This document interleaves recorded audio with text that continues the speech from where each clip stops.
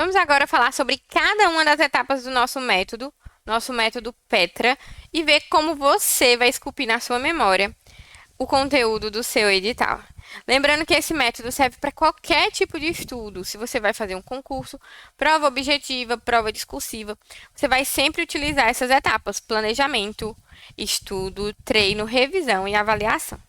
Petra é um mnemônico, inclusive, é uma forma de revisar. Então, vamos lá.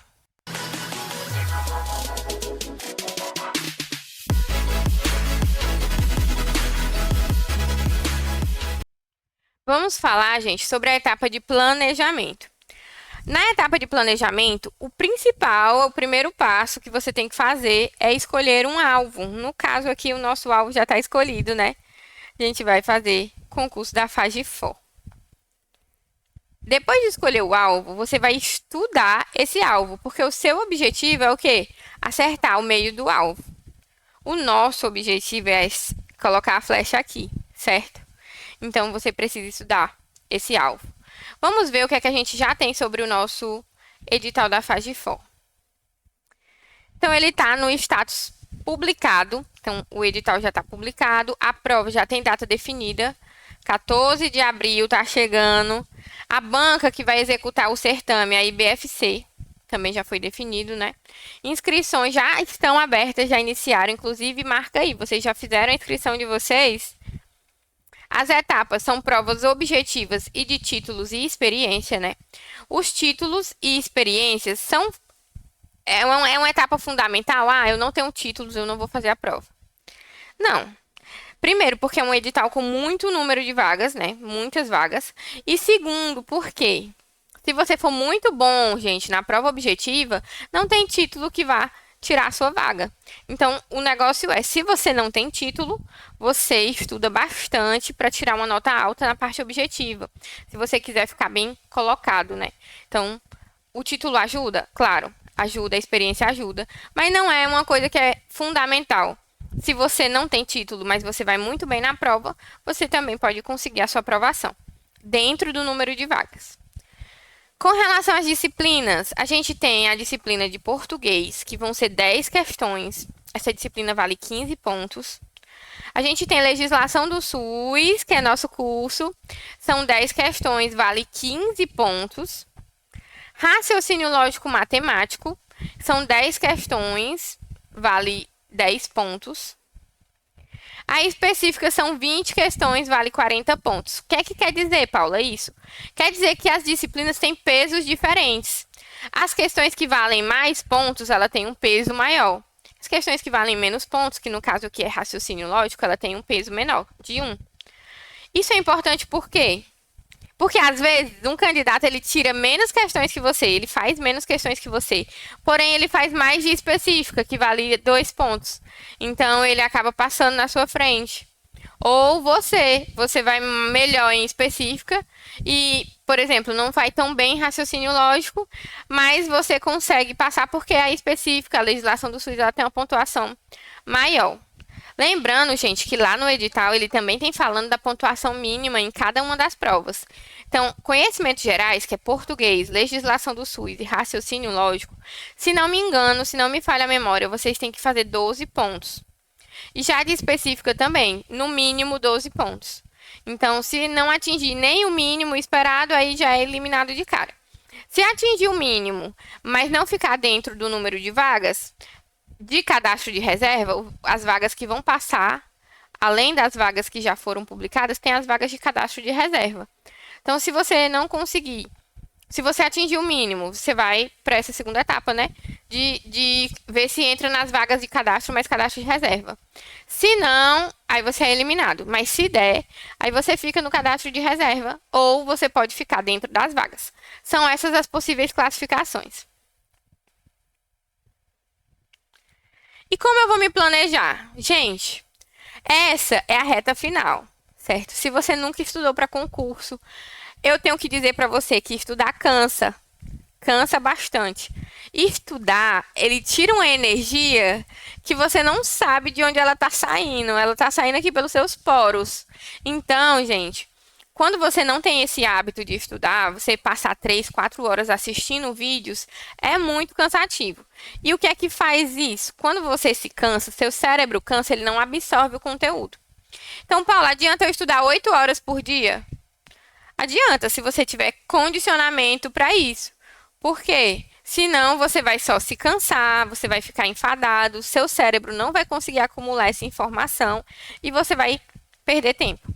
Então é importante que você divida essas horas de estudo, pelo menos quem não tem esse hábito de estudar, em sessões de 50 minutos, para 10 minutinhos, vai no banheiro, bebe uma água. Eu particularmente gosto do tempo de 2 horas. Você estuda 2 horas, para 10, 20 minutinhos, estuda mais um pouco. Ou você pode espalhar essas horas de estudo ao longo do seu dia, que é como eu geralmente faço. Paula, por que você colocou aqui 3 a 4 horas? Porque nós estamos na reta final, então é a hora de dar o gás, certo?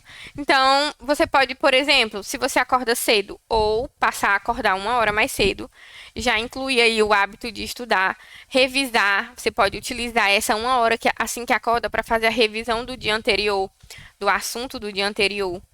Você pode aproveitar seus horários de almoço, quem trabalha na parte ambulatorial, ou quem estuda, que tem o horário de almoço vago. Você pode aproveitar depois que chega do trabalho. Então, veja qual é a melhor forma de você encaixar o seu estudo ao longo do seu dia, para não ter que ficar as 4 horas de uma vez, porque pode ser que você não tenha condicionamento para isso, para ficar 4 horas estudando. Então, é importante você ver se você vai conseguir estudar, você fazer pequenas pausas. Por exemplo, vai estudar 50 minutos, vai 10 minutos, para, bebe uma água, come um biscoito. Estuda mais 50 minutos, para. E é isso. Ciclo de estudo versus tempo. Gente, você vai ter que saber aqui, eu já mostrei que as disciplinas têm pesos diferentes, certo? Então, você vai se dedicar mais às disciplinas que pontuam mais no seu ciclo de estudos. Se você... eu não sei nada de raciocínio lógico, faltam 3 meses para minha prova. Vale a pena eu passar 2, 3 horas por dia estudando raciocínio lógico e 1 hora estudando específica? Não vale. Por quê? Porque raciocínio lógico tem um peso 1 e específica tem um peso 2. Então, você tem que se dedicar mais àquilo que pontua mais. A partir do momento que você está indo bem nessa que pontua mais, aí pronto, você pode pegar o seu tempo e redividir e dividir mais tempo para a disciplina que você sabe menos. Deu para entender mais ou menos como é que funciona o negócio? É um jogo de estratégia, gente, é um jogo de xadrez. Você vai encaixando as horas de estudo no seu tempo, no seu cronograma e as disciplinas dentro desse ciclo de estudo. No momento, gente, vocês estão na reta final, nós estamos na reta final. Então, o ideal é que vocês estudem pelo menos raciocínio lógico e português na semana e específica e legislação do SUS, se possível, diariamente. Geralmente, eu faço assim. Eu estudo específica e legislação do SUS diariamente. Ou estudo específica diariamente, legislação do SUS 2 a 3 vezes por semana, dependendo de quanto tempo eu for dispensar do meu dia. E no sábado e domingo, eu estudo uma legislação do SUS e um português, para não sobrecarregar muito a minha semana de segunda a sexta com essas matérias que são mais gerais, que são fora da minha área, né? Mas porque eu já tenho uma base de português e de raciocínio lógico. Se você não tem essa base de português e raciocínio lógico, aí você vai ter que criar essa base antes, certo? Inclusive, eu vou colocar de bônus aqui para vocês um caderno de 50 questões de raciocínio lógico e 50 questões de português da banca IBFC e de bancas similares, para que vocês possam ir treinar, ver como é que tá caindo as questões de português de raciocínio lógico, tá bom? Revisão, não, treino. Quando chegar no treino, gente, a gente vai, aqui no nosso curso, vai trabalhar com questões. E aí você vai ter, como eu já expliquei, o diagnóstico situacional, que são 10 questões de cada tema inicial, para você responder antes de assistir as aulas.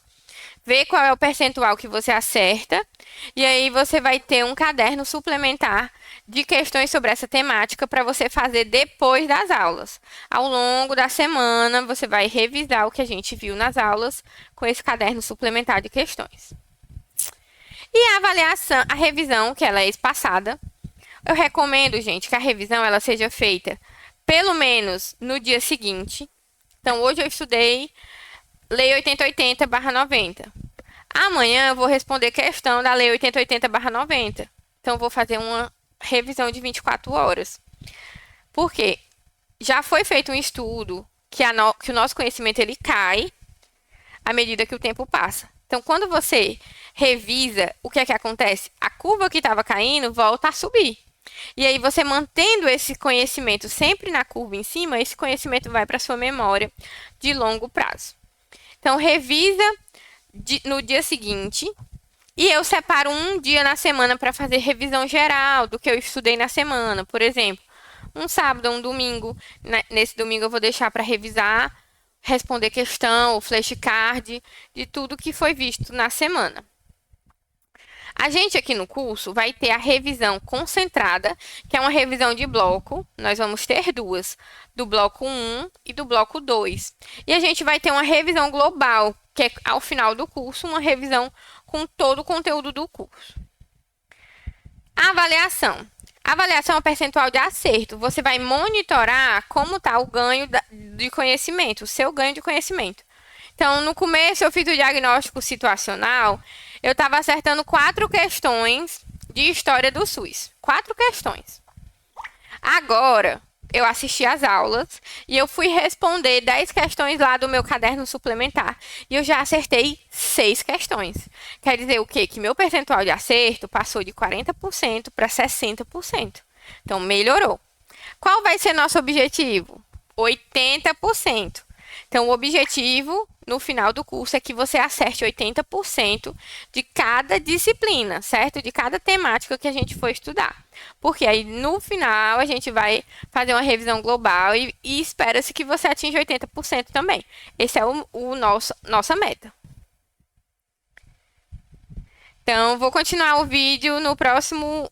Vou continuar a explicação no próximo vídeo. No próximo vídeo a gente vai falar sobre estudo, como a gente vai separar nosso material, tá legal?